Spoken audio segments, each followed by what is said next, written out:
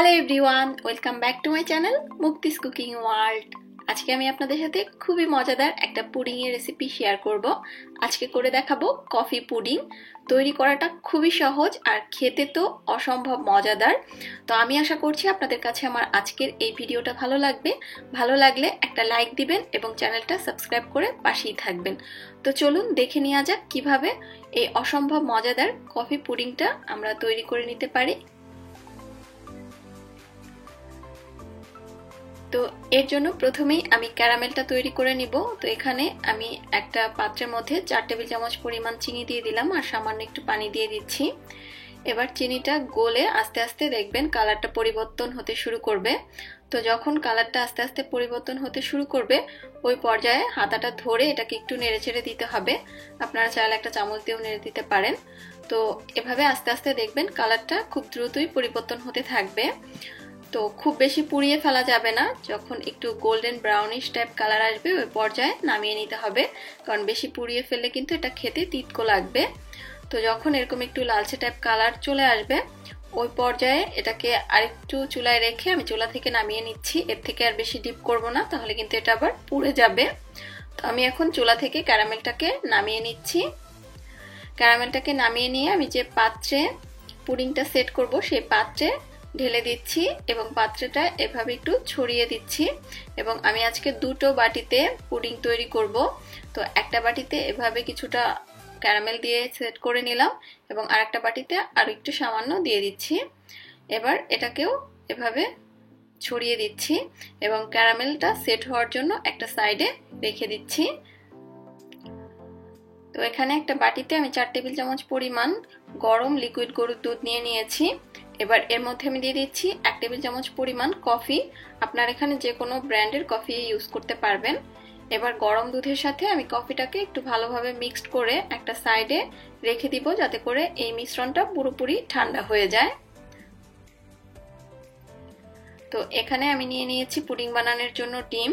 তো আজকের পুডিং তৈরি করার জন্য আমি ব্যবহার করছি 3টা ডিম। তো ডিমটা ভেঙে আমি একটা মিক্সিং বোলের মধ্যে নিয়ে নিচ্ছি। তো এখানে আমি 3টা ডিমই ভেঙে নিয়েছি। এবার এর মধ্যে আমি দিয়ে দিচ্ছি 1 চা চামচ পরিমাণ ভ্যানিলা এসেন্স। আপনারা ভ্যানিলা এসেন্সের পরিবর্তে এখানে লেবুর রসও ব্যবহার করতে পারবেন, এতে করে ডিমের গন্ধটা আর থাকবে না। এখন এর মধ্যে আমি দিয়ে দিচ্ছি 1/2 কাপ পরিমাণ চিনি, তবে নিজের টেস্ট অনুযায়ী চিনির পরিমাণটা বাড়িয়ে কমিয়ে নেওয়া যাবে। এবার চিনিটা গলে যাওয়া পর্যন্ত ডিম আর চিনিটাকে খুব ভালোভাবে একটু মিক্সড করে নিচ্ছি একটা হ্যান্ড উইক্সের সাহায্যে। তো চিনিটা গলে যাওয়া পর্যন্ত আমি এভাবে একটু বিট করে নিচ্ছি। তো এরই মাঝে চিনিটা ডিমের সাথে খুব ভালোভাবে মিশে গিয়েছে। তো এখন এর মধ্যে আমি দিয়ে দিচ্ছি যে প্রথমেই কফি এবং দুধ মিশিয়ে রেখেছিলাম সেই দুধটা, আর এটাকে কিন্তু অবশ্যই পুরোপুরি ঠান্ডা করে তারপরে ডিমের মধ্যে ঢেলে দিতে হবে, না হলে কিন্তু আবার গরম থাকলে ডিমটা দলা পেকে যাবে। তো এটা অবশ্যই খেয়াল রাখবেন। এখন এর মধ্যে আমি দিয়ে দিচ্ছি 1.5 কাপ পরিমাণ ঘন দুধ। আমি 3 কাপ দুধ জাল করে ঘন করে 1.5 কাপে পরিণত করে নিয়েছি, আর সেই ঘন দুধটাই আমি এখানে ব্যবহার করছি। চেষ্টা করবেন একটু ঘন দুধ ব্যবহার করার জন্য, এতে করে পুডিং এর টেস্টটা অনেক বেশি ভালো আসে। তো এবার সবকিছু খুব ভালোভাবে একটু মিশিয়ে নিচ্ছি।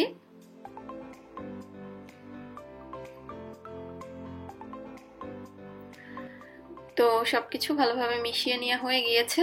এবার পুডিং এর এই মিশ্রণটাকে আমি সরিয়ে নিচ্ছি। আর এরই মাঝে কিন্তু ক্যারামেলটাও খুব ভালোভাবে সেট হয়ে গিয়েছে। তো অবশ্যই চেক করে নেবেন, ক্যারামেল সেট হওয়ার পরেই এর মধ্যে কিন্তু পুডিং এর মিশ্রণ ঢালতে হবে। তো এবার একটা ছাঁকনির সাহায্যে ছেঁকে আমি পুডিং এর মিশ্রণটা বাটিতে ঢেলে দিচ্ছি, এতে করে পুডিং এর ভিতরটা সুন্দর মসৃণ হয়। তো এখন আমি পুডিংটাকে স্টিম করে নিব।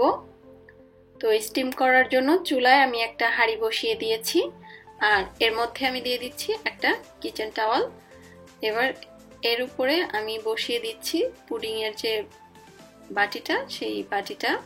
তো আপনারা কিন্তু এখানে ওভেন প্রুফ যে কোনো ধরনের সিরামিক অথবা কাচের বাটি ব্যবহার করতে পারবেন, অথবা স্টিলের বাটিতেও আপনারা এই পুডিংটা সেট করে নিতে পারবেন।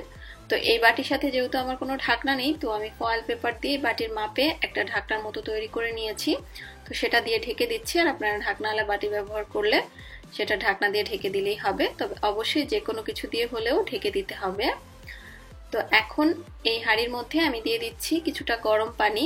তো যে পাত্রে আমি পুডিংটা সেট করছি সেই পাত্রের 3 ভাগের 1 ভাগ পরিমাণ পানিতে যাতে ডুবে থাকে সেভাবে পানিটা দিবেন, খুব অতিরিক্ত পানি দিবেন না, কারণ এটা ফুটে উঠলে পানিটা ভিতরে ঢোকার সম্ভাবনা থেকে যাবে, আর পানি ঢুকলে কিন্তু পুডিংটা নষ্ট হয়ে যাবে।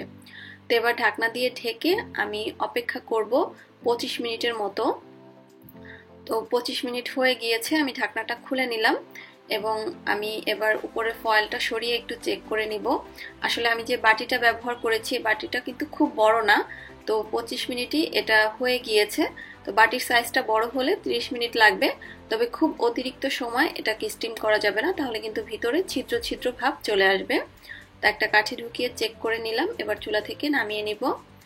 আর পুডিংটাকে আমি চুলা থেকে নামিয়ে নেওয়ার পরে পুরোপুরি নর্মাল তাপমাত্রায় ঠান্ডা করে নিয়েছি। তারপরে নর্মাল ফ্রিজে আমি 2-3 ঘন্টার জন্য রেখে দিয়েছিলাম। তো ফ্রিজ থেকে বের করে আমি সাইডটা ছাড়িয়ে এটাকে এখন একটা প্লেটে ঢেলে নিচ্ছি। তো এভাবে প্লেটটা বাটির উপরে বসিয়ে উপর করে নিলেই কিন্তু এটা খুব ইজিলি বের হয়ে আসবে। তো তৈরি হয়ে গেল খুবই সহজ কিন্তু অসম্ভব মজাদার কফি পুডিং। উপরে আমি কিছুটা সুগার ডেকোরেশন দিয়ে সাজিয়ে নিচ্ছি। জাস্ট চিনিটাকে ক্যারামেল করে একটু এবড়ো থেবড়ো করে একটা জায়গায় বিছিয়ে নেবেন, তারপর হাত দিয়ে ভেঙে নিলে এরকম ডিজাইন হয়ে যাবে। তো দেখেই হয়তোবা বুঝতে পারছেন এটা কতটা লোভনীয় হয়েছে এবং ভিতরে কোনো ধরনের বাবলস হয়নি, কতটা মসৃণ হয়েছে পুডিংটা। তো আশা করছি আপনাদের কাছে আমার আজকের এই অসম্ভব মজাদার কফি পুডিং এর রেসিপিটা ভালো লেগেছে। ভালো লাগলে একটা লাইক দিতে কিন্তু একেবারেই ভুলে যাবেন না। তাহলে আজকের মতো আমি এখানেই বিদায় নিচ্ছি। সবাই খুব বেশি ভালো থাকবেন। আল্লাহ হাফেজ।